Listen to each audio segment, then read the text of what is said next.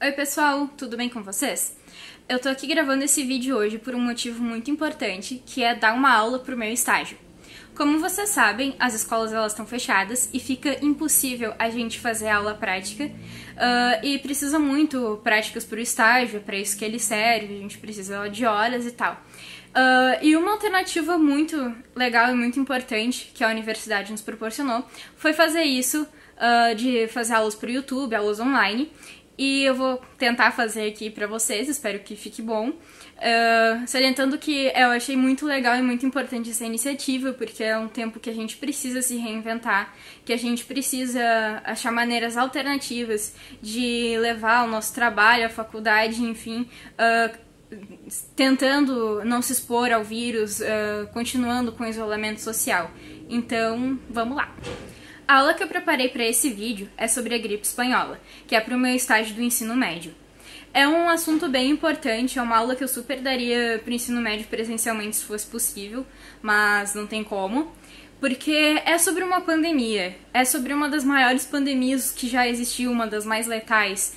Então é sempre bom ver como isso aconteceu, quais foram os impactos no mundo, nas sociedades, inclusive no Brasil. Eu vou falar um pouco sobre como foi essa pandemia no Brasil, pra gente refletir um pouco sobre a nossa realidade também, lembrando sempre que a história ela não é uma fórmula, então não quer dizer que o que aconteceu na gripe espanhola naquela época vai estar acontecendo hoje em dia, que vai ser igual, mas é importante a gente relacionar e a gente refletir, a gente pensar bastante sobre o assunto. Então vamos começar. A primeira coisa que é importante a gente salientar é se perguntar como foi a gripe espanhola, o que foi, como isso aconteceu. Bom, a gripe espanhola ela é uma doença causada pelo vírus H1N1, influenza H1N1, o mesmo da gripe suína, daquela pandemia de 2009, que acho que todo mundo lembra. É o mesmo vírus, ele sofreu algumas mutaçõezinhas e tal, mas foi o mesmo tipo de vírus. Os sintomas eram febre, dor no corpo, cansaço, mal-estar, coriza, tosse e, nos mais graves, dificuldade para respirar. São sintomas bem comuns de gripes, de pandemia, inclusive do Covid, né? Mas eram esses sintomas. Ela aconteceu entre janeiro de 1918 e dezembro de 1920. Ou seja, pegou a Primeira Guerra Mundial, tá dentro desse contexto e sim, ela tem sua importância para essa doença. A gente já vai entender o porquê. A gripe espanhola, ela infectou cerca de 500 milhões de pessoas. Para vocês terem uma ideia, isso era cerca de 1/4 da população mundial da época. Então, sim, ela tinha alto grau de contágio. E ela era muito letal, porque estima-se que teve de 20 a 50 milhões de mortes. Não se sabe o número exato, mas é por aí. Para vocês terem uma noção que a Primeira Guerra Mundial, ela matou 8 milhões. Ou seja, a gripe espanhola ela foi muito mais letal que uma guerra que durou 4 anos e que mobilizou diversos países e até diversos continentes. E também para ter uma comparação, o coronavírus, no momento da gravação desse vídeo, estava com 3,6 milhões de casos, contra os 500 milhões da gripe espanhola. Ao mesmo tempo que o coronavírus atualmente tem 250 mil mortes, e a gripe espanhola teve em torno de 20 a 50 milhões, não se sabe. Então é um comparativo de que se hoje em dia a gente está apavorado com o Covid, com o coronavírus, porque ele é letal, porque ele tem um alto grau de contágio, vocês imaginam a gripe espanhola na época, tipo, os números são altíssimos, são muito maiores se a gente for comparar. Outra questão que é importante a gente saber é como a gripe espanhola ela se espalhou pelo mundo. Não tem informação suficiente para apontar onde ela surgiu, mas existem teorias, existem versões, existem suspeitas de que ela pode ter acontecido na China, ou no Reino Unido, ou nos Estados Unidos. Sendo que a teoria de que ela começou nos Estados Unidos é a mais aceita e a que mais tem evidências. Acredita-se que ela começou no Kansas, nos Estados Unidos, e se espalhou em campos de treinamento de soldados. Nisso, os soldados espalharam para suas famílias, no próprio Kansas, nos próprios Estados Unidos, e aí passou para a Europa durante as batalhas da Primeira Guerra. Logo, as primeiras fontes afirmam que tinha casos tanto nos Estados Unidos quanto na França, que foram onde aconteceram essas batalhas. Lembrando que essa pandemia foi dividida por ondas de contágio e essa foi a primeira onda, que foi logo em janeiro de 1918. Depois, teve uma segunda onda, que foi de agosto a dezembro de 1918, que aí atingiu diversos continentes, a Ásia, a África, a América Central e a América do Sul, que é aí onde ela chega no Brasil, que é o que a gente vai falar mais adiante. Então, vocês devem estar se perguntando por que a gripe espanhola se chamava assim, se ela não surgiu na Espanha, se os primeiros contágios não foi na Espanha, se a gente nem tocou na Espanha até agora. Bom, a gente tem que lembrar que os primeiros contágios foram em países envolvidos com a Primeira Guerra Mundial. E no contexto da guerra, obviamente, as imprensas elas eram controladas pelo governo. O foco era a guerra. Então, a gente tem um exemplo aí do Woodrow Wilson, que era presidente dos Estados Unidos, tinha que ser, que ordenou que a imprensa não noticiasse a gripe para não causar pânico na população, para não causar pânico nos soldados, porque o foco era a guerra. Naquele momento, não tinha espaço para gripe. Eles tinham que se importar com a guerra. Então, a Espanha, ela não estava envolvida com a Primeira Guerra. Ela era um país na época de imprensa livre. Então, o que aconteceu? Os primeiros casos a serem noticiados foi na Espanha. O resto do mundo, obviamente, associou isso à Espanha. Então, todo mundo, na época, achava que a Espanha tinha sido o caso zero e que tinha espalhado para o resto do mundo. Então, sim, eles associavam à Espanha e foi aí que ela se chamou gripe espanhola. Outra coisa importante que a gente deve ter em mente, quando a gente está falando da imprensa censurada na época, é que se a gripe ela não era noticiada, as pessoas elas não tinham noção do que estava acontecendo. Então vocês imaginam, se a gente sabe hoje a dimensão do Covid, se a gente sabe como se prevenir, é porque isso está sendo noticiado, está sendo espalhado. As pessoas inclusive dizem que os jornais, a mídia está tentando implantar o pânico. Mas na verdade é pra gente estar ciente do que está acontecendo. E naquela época isso não aconteceu. Então vocês imaginam que se elas não tinham essa noção, é óbvio que elas não iam se prevenir. Que elas não usavam máscara, não usavam álcool gel, que elas continuavam se aglomerando normalmente nas ruas. E óbvio que isso foi um dos motivos que ajudou a essa doença se espalhar desenfreadamente pelo mundo. Porque as pessoas elas não tinham noção do que estavam acontecendo. Outro motivo para essa doença se espalhar super rápido é que a comunidade médica ela também não tinha muita noção de como era essa doença. Primeiramente, que elas achavam que o causador da doença era uma bactéria, não um vírus. Os microscópios da época eles não conseguiam nem enxergar um vírus, e o vírus é uma das menores partículas que tem para se enxergar. Então, os microscópios eles não davam conta de enxergar um vírus, no máximo bactérias. Como esses médicos associavam bactérias, para eles não tinham nem tratamento, porque na época não tinha nem antibiótico. O antibiótico foi ser inventado 10 anos depois que surgiu o primeiro. Então, essa falta de preparo da comunidade médica para encarar uma doença tão contagiosa na época também foi um dos motivos que ajudou ela a se espalhar, porque se nem a população sabia o que fazer, os médicos também não sabiam como orientar essas pessoas, porque eles não sabiam o que causava. Um exemplo de como os locais não sabiam tomar medidas de prevenção, nem sabiam o que tinham que tomar, nem como tomar, é que na Filadélfia, em setembro de 1918, houve um desfile de soldados que chegaram das batalhas da Europa. E aglomerou cerca de 200 mil pessoas. Vocês imaginam 200 mil pessoas grudadas, aglomeradas, vendo um desfile? O vírus, ele fez a festa. Não preciso nem dizer que, menos de um mês depois, tinha milhares de casos dessa doença na Filadélfia. Então, sim, as pessoas estavam despreparadas, os lugares, as prefeituras, todo mundo estava despreparado. Através de algumas pesquisas em artigos científicos, eu consegui compilar alguns fatos e acontecimentos da gripe espanhola na cidade do Rio de Janeiro e de Salvador, que é aqui onde eu mais achei registros. Eu vou começar falando primeiramente da cidade do Rio de Janeiro. Todos os dados que eu achei foram tirados de um artigo chamado La Dançarina, a gripe espanhola e o cotidiano na cidade do Rio de Janeiro. A autora é Nara Azevedo de Brito e é da revista História, Ciência e Saúde de Manguinhos. Então, tudo começou em 23 de setembro, quando foi noticiado que 55 pessoas que desembarcaram de navios em operações de guerra estavam com uma gripe. As primeiras notícias, elas não tinham nenhum sinal alarmista. Eles noticiavam a pandemia em Portugal como se fosse um negócio longe, como se o oceano fosse uma barreira indestrutível que não deixaria a gripe chegar no Brasil. Então, ela era noticiada apenas como um fato acontecido em Portugal, na Europa, e que no Brasil isso não iria acontecer. Logo depois que foram noticiados esses primeiros casos, os jornais diziam que o Brasil ele tinha dois problemas para enfrentar: a gripe espanhola e o medo que as pessoas tinham dela. Aí, no dia 11 de outubro de 1918, tem uma reportagem da Academia Nacional de Medicina em que o diretor de saúde diz que a gripe é benigna, que ela não passava de uma simples influenza. É só uma gripezinha. Isso tem muito a ver com a nossa realidade. Então, enquanto ela estava se espalhando pelo globo, eles achavam que era só uma gripezinha.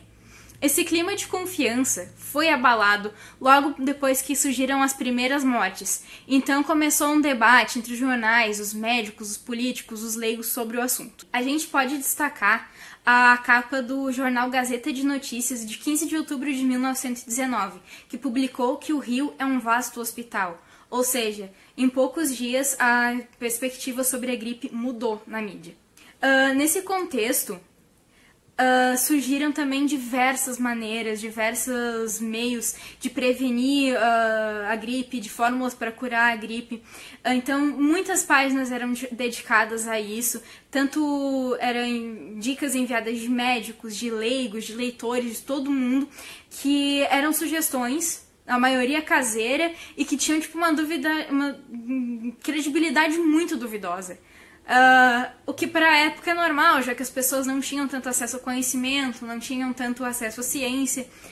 E hoje em dia isso é muito comum também, as pessoas espalharem notícias falsas, crenças falsas, só que hoje a gente já tem conhecimento, a gente tem o Google, a gente tem vários mecanismos de pesquisa. Então naquela época isso até é aceitável, hoje em dia o tio do Zap tá meio desatualizado, né? Mas então a gente tem aqui os exemplos, ó. Banhos com vapor d'água, misturado com sal de cozinha. O sal poderia se tornar um eficiente remédio ao alcance dos pobres, se adicionado ao chá de carqueja. Na série de receitas bizarras, recomendam pulverizar o corpo com flor de enxofre, defumar a roupa com enxofre bruto e queimá-lo dentro de casa. Tomar 5 mg de flor de enxofre antes das refeições. Medidas que eram acompanhadas de remédio homeopático, lavagem intestinal, com cozimento de camomila 2 vezes ao dia. Ou seja, insistiram no enxofre, achavam que o enxofre era a cura. Mas isso não passava de crendice, de cultura oral e tal, então nada disso tinha um embasamento científico, nada disso era comprovado, tá? Era tudo diquinhas que as pessoas se davam para prevenir a gripe. Um outro assunto que também mobilizou o povo foi o aumento geral do custo de vida por causa da escassez de produtos. Dentro de jornais, dá para achar inúmeras reportagens em que leitores reclamam e que exigiam providências do governo para baixar os preços, principalmente dos remédios, mas também dos alimentos básicos, tipo ovo, frango, carne e também o limão, que também era um dos ingredientes aí que achavam que podiam prevenir a gripe. Reclamava também, tipo, do abuso dos comerciantes, dos serviços em geral, tipo táxi, farmacêutico, de médicos, óbvio que os médicos mais iam aproveitar, né? Então, de acordo com os jornais, aos poucos, a cidade do Rio de Janeiro ela foi parando, foi se tornando progressivamente um deserto.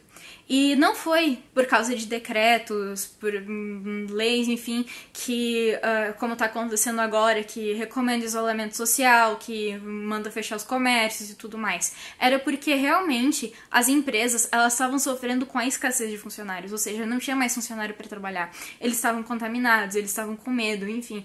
As pessoas, por conta própria, elas não saíam mais na rua. Todo dia nos jornais já saíam listas de agências, empresas, enfim, que estavam suspendendo as atividades. Inclusive, faltavam serviços básicos, como telefone, banco, escola, faculdade, teatro, coleta de lixo. Imagina coleta de lixo numa pandemia onde a higiene é totalmente necessária. Enfim, tudo começou a parar. Outro fato que foi muito destacado pela mídia da época foi, acho que um dos lados mais aterrorizantes, com certeza, dessa pandemia, que foi a exposição pública de cadáveres. A população reclamava do descaso das autoridades porque os cadáveres ficavam na rua, muitas vezes despidos, apodrecendo. Diz que as ruas do Rio de Janeiro elas tinham um cheiro forte, horrível de cadáver, enfim. Diz que os serviços de funerários simplesmente não davam conta, que os caminhões eram cheios, amontoados de cadáver em caixões ou expostos, muitos veículos circulando com corpos em decomposição, deixando um fedor horrível. Enfim, isso foi muito divulgado e muito reclamado pela população, obviamente. Isso tudo nos lembra hoje em dia, em que são feitos valas, inúmeras valas para jogar os corpos, enfim, porque numa pandemia com um imenso número de mortes, né, o sistema de saúde, o sistema funerário não dá conta. Aí, para dar um exemplo, a gente pode parafrasear um trecho de uma reportagem do Correio da Manhã de 23 de outubro de 1918, que é: desde o domingo, jazia, atirado em plena via pública, na Rua do Livramento, um cadáver de mulher grávida em adiantado estado de putrefação. Moradores de balde pediram à polícia, à Santa Casa e à saúde pública a sua remoção para o necrotério. Cansados e já aterrorizados com aquele espetáculo, populares tomaram o alvitre de colocar o corpo no primeiro bonde que passou. Então vocês imaginam só, quem teve que dar um fim para o cadáver de uma mulher grávida, né, pesado, foi a própria população que colocou num bonde. Ou seja, ninguém dava conta, a própria população já começou a se mobilizar para fazer alguma coisa porque ninguém aguentava mais essa situação. Vale salientar que essa situação dramática dos corpos na rua foi agravada por uma greve de coveiros, que justamente pela alta demanda eles estavam reivindicando um aumento de salário. Vários cemitérios eles foram ocupados por policiais e militares, e aí os coveiros foram substituídos por presos da casa de correção, ou seja, para não aumentar o salário dos coveiros, já que, né, obviamente a população estava despreparada, o governo estava despreparado para isso, eles pegaram próprios detentos mesmo para fazer tipo esse serviço comunitário para, enfim, atingir essa demanda. O governo do Rio de Janeiro decretou o declínio da epidemia na cidade a partir de 20 de outubro, que foi logo uma semana após o período crítico, ou seja, pouco tempo. E, obviamente, foi mais para diminuir o pânico da população do que por realmente a pandemia em si estar diminuindo. Paralelamente, isso acontecia um fenômeno que é diminuir o número de casos, mas aumentava o contingente de morte, ou seja, ainda assim tinha muitos infectados, a letalidade ainda estava aí, ou seja, foi noticiado cedo demais. As autoridades elas argumentavam cientificamente pelo aumento do número de mortes, falando que isso decorria das recaídas e não de decorrência de novos casos. Então, isso assim encerrou aí a pandemia no Rio de Janeiro. A partir daí só aumentou o número de mortes, mas o de casos realmente diminuiu. E surgiu aquele sentimento de dúvida na população. Será que isso vai voltar? Será que a gente está realmente imune? Então, mesmo que a população voltou assim aos poucos a ter sua rotina normal, assim, seguia aquela dúvida. Depois do fim desse terror, os cariocas, eles usaram o carnaval do ano seguinte, né, de 1919, como uma forma de, enfim, extravasar todo esse pânico e tal. Foi um dos maiores, na época foi considerado um dos maiores carnavais até então, e foi, tipo, um dos maiores de dimensões até o momento. Com isso, então, a gente termina a nossa análise sobre a gripe espanhola no Rio de Janeiro, e a gente vai começar agora a falar sobre como foi isso na cidade de Salvador. Eu baseei minha fala num artigo chamado A Gripe Espanhola em Salvador, 1918, Cidade de Becos e Cortiços, da autora Cristiane Maria Cruz de Souza, também da mesma revista, tá? História, Ciência e Saúde de Manguinhos. Então, a pandemia em Salvador começou a ser noticiada em 24 de setembro de 1918, através de uma matéria publicada na primeira página do jornal A Tarde, onde dizia que pelo menos 700 pessoas tinham contraído essa doença, ou seja, ela foi noticiada quando já havia tipo, um número muito altíssimo de pessoas contaminadas. estabeleceu então dentro dos jornais um debate acerca das condições sanitárias do estado da Bahia e da cidade de Salvador, porque havia um número muito alto de pessoas do nada sendo noticiado que elas estavam infectadas, e aí começaram a discutir sobre as vítimas, sobre a etiologia da doença, das medidas tomadas pela autoridade para conter a disseminação. As camadas menos privilegiadas, elas trabalhavam em excesso e eram muito pouco remuneradas. Então elas tinham esgotamento físico, elas tinham várias privações financeiras e de condições de vida, como má alimentação, moradia em condição insalubre, muito mal arejada, úmida, escura, em becos, em ruelas, enfim, que não tinham limpeza, não tinham pavimentação, não tinha nenhum serviço decente de água e de esgoto.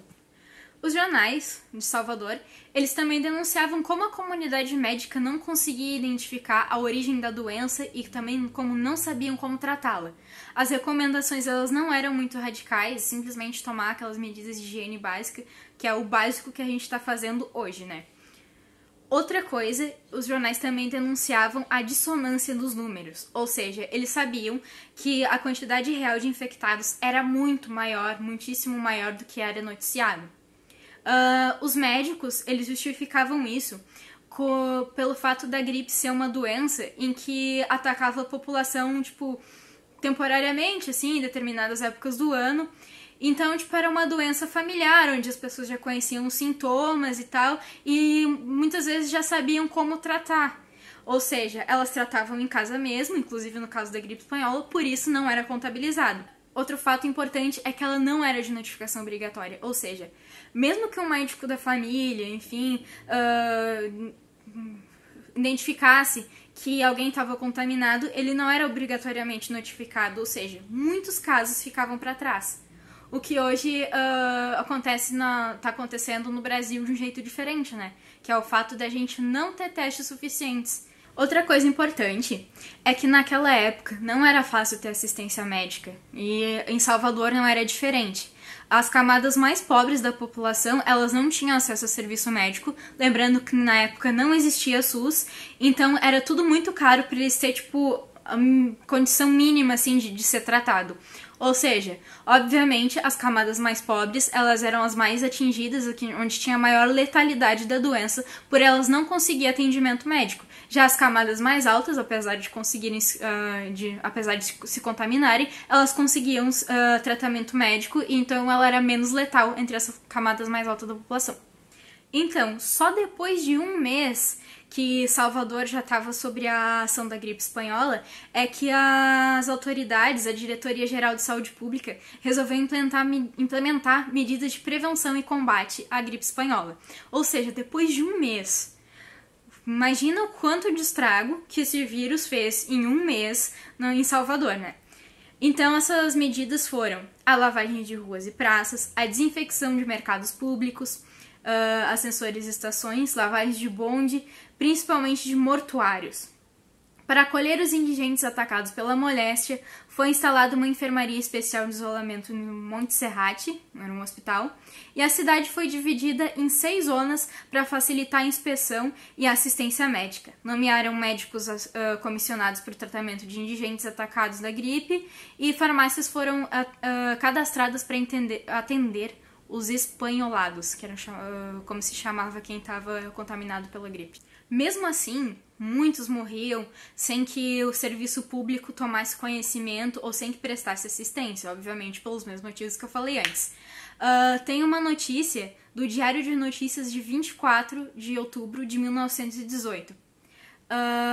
Também de gripe, faleceram ontem no Hospital Santa Isabel, Mônica da Silva, de 25 anos de idade, solteira, residente na Rua do Paraíso. E, na porta desse estabelecimento, à chuva e ao sol, em miserável abandono, morreu vítima da gripe uma infeliz preta de 32 anos, presumíveis. Ou seja, essas pessoas elas não eram nem identificadas, elas não tinham nome, elas não tinham endereço, elas eram apenas um número naquela sociedade onde os mais pobres não tinham mínima condição de saúde, de moradia, de higiene, nada. E aí, só no final de novembro de 1918 é que a espanhola deu uma trégua em Salvador e os números dos casos começou a descer. Segundo a estatística oficial, em 30 de novembro de 1918, a influenza ela tinha cerca de 130 mil pessoas infectadas em Salvador, sendo que eles tinham 320 mil habitantes, ou seja, era um número bastante alto. E num período então de 65 dias, 40,6% da população tinha contraído a doença. Para o governador da Bahia, aquilo foi obviamente um evento mundial e que a gripe espanhola causou na Bahia um mal muito menor do que nos outros estados e que nos outros países, principalmente no Rio de Janeiro. Então, ela, de acordo com ele mesmo, ela foi mais benigna, menos mortífera e menos extensa. Aí eu questiono, será? Porque teve bastante número de infectados. Enfim, fica o questionamento. Então, essas foram as minhas análises sobre como foi a gripe espanhola na cidade de Salvador e no Rio de Janeiro. Óbvio que é só pra gente ter uma ideia, lembrando que essas duas cidades foram que eu mais encontrei notícias e fatos pra falar aqui nessa aula, mas eu acho que isso são pontos que podem ser estendidos para o país todo, porque, tipo, o contexto das outras cidades era muito parecido, então, obviamente, a gente pode falar que houve, sim, casos de subnotificação, de despreparo da comunidade médica, das autoridades, pouquíssimas condições de higiene nas ruas, de pessoas pobres sendo, enfim, sendo jogadas na rua e tal. Então isso tudo é recorrente no país inteiro. Essas cidades foram só para dar um norte pra gente, para exemplificar como foi. E para terminar, eu gostaria de falar algumas curiosidades que eu encontrei. A primeira foi que, na cidade de São Paulo, mais especificamente, a população recorreu a um remédio caseiro, que é cachaça com limão e mel. Foi por isso que, inclusive, um dos motivos para o preço do limão disparar que eu falei anteriormente. De acordo com o Instituto Brasileiro de Cachaça, foi aí que surgiu a receita da caipirinha. Então, coincidentemente ou não, a caipirinha surgiu no contexto de uma das maiores pandemias que já atingiu o mundo. E outra curiosidade que eu achei para compartilhar foi que a gripe espanhola atingiu também personalidades, pessoas famosas da época. Ou seja, não foi só o Covid que atingiu famosos. Entre elas, a gente pode citar o Walt Disney, óbvio que todo mundo conhece. Tem a estrela do cinema mudo Mary Pickford, então quem é cinéfilo, quem gosta de filme antigo, quem gosta de cinema mudo provavelmente conhece. Tem o pintor Edward Munch, aquele do Grito. E no Brasil, a gente pode destacar o presidente Rodrigues Alves. Esse infelizmente não teve sorte, ele chegou a falecer. E salientando que ele foi presidente da República, foi o 5º presidente, de 1902 a 1906. E em 1918 ele tinha sido reeleito, porém ele não conseguiu assumir e o vice dele, o Delfim Moreira, então assumiu o cargo no lugar dele. Então, pessoal, isso era o que eu tinha para passar para vocês, de conteúdo era isso. Espero que tenha sido bom, espero que tenha sido interessante, espero que vocês tenham conseguido refletir um pouco, isso tenha feito a gente pensar um pouco sobre como está sendo essa pandemia aí. E espero que vocês curtam, compartilhem, comentem, eu quero ver discussões sobre o tema, espero que que tudo que eu passei tenha dado margem para discussões, porque eu acho que é isso que importa e também é importante para a nota do meu estágio. Inclusive, se ficou ruim, podem falar que ficou ruim, não tem problema, eu não tenho problema com isso. E então é isso, muito obrigada por quem assistiu até o final, tchau!